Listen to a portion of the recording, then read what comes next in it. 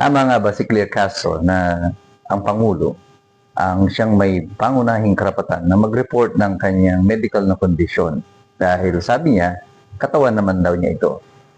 Pag-usapan natin yan ngayong hapon na ito po muli si Attorney Michael Carario. Kamakailan lamang ay napanood natin itong naging viral video nito ng tanungan sa Malacanang during the Malacanang press corps briefing na kung saan isa sa mga reporters ang nagtatanong kay Claire Castro kung hindi ba sila maglalabas ng medical bulletin about the condition of the president. At sinabi niya na sila naman daw yung nagpapalabas ng medical bulletin, pero sabi nung reporter, mas maganda kung doktor. At sabi naman ni Castro, mas mainam na daw, mas mainam pa yung presidente mismo ang nagbibigay dahil katawan naman daw niya po yun yung apektado rito. Tama po ba siya?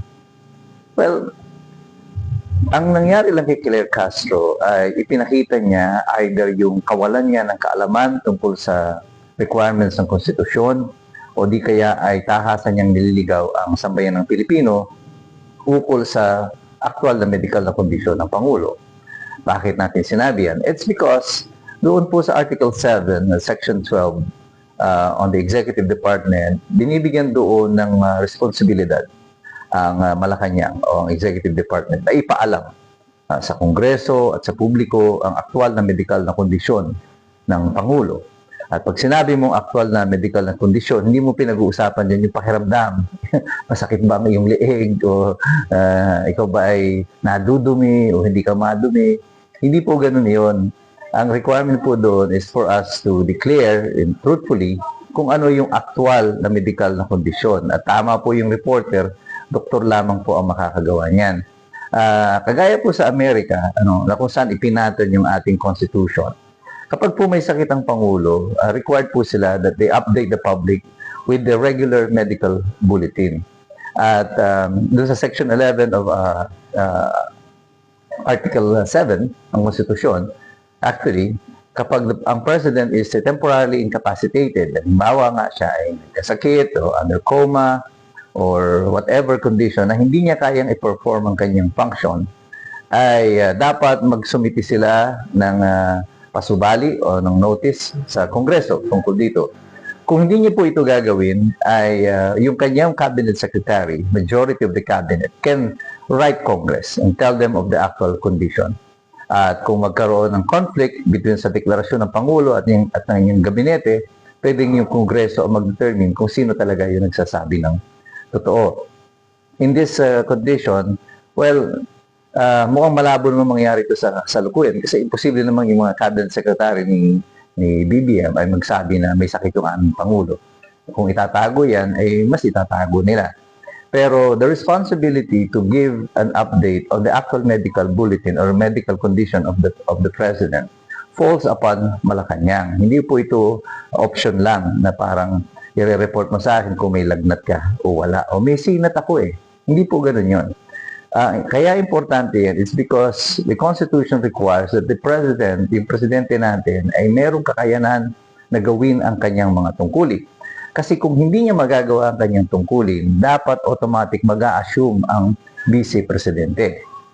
At kagaya po halimbawa sa Amerika, nung pong nabaril si Ronald Reagan, siya po ay nag-undergo ng surgery wherein he was placed under general anesthesia. The moment na sinaksakan ng general anesthesia si Ronald Reagan and he was declared as out of tulog na siya, automatically George Bush Sr. then the Vice President was sworn into office to act temporarily as the President. Ang purpose po niyan ay hindi nagkakaroon ng break in the chain of command because in the United States, the President is the one in control of the entire military. If the the commander-in-chief is down, kailangan merong automatic na mag-assume. That is the function of the Vice President. In this case, hindi nila magawa yan because the Vice President who will assume is Sara Duterte. And kaya hanggat maitatago siguro itong kondisyon ng Presidente, kung totoo nga na siya ay nasa ospital o na mayroong isang mas malalim o mas malalang karamdaman, ay itatago at itatago yan dahil hindi nila naisip na si Sara Duterte ay maupo kahit na ilang oras lang o kahit na ilang araw lang ay maupo bilang presidente ng Republika ng Pilipinas. Kaya, Madam Claire Castro, sana po, pag-aralan niyo munang mabuti kung ano yung isinasaan ng konstitusyon tungkol dito para nai-inform naman yung publiko ng tama. Ang karapatan namin bilang mamamayan ay masabihan kung ang aming presidente, the commander-in-chief of the military, is still able to perform his duty. Hindi po ito optional. This is mandatory. To tell the truth is mandatory. Where is the president? Alam na nating lahat ang sagot dyan kasi lahat tayo nagsisipag-aral. Alam natin kasi mahirap makialam ang taong walang alam. God bless you. God bless us all. Mabuhay ang Republika ng Pilipinas.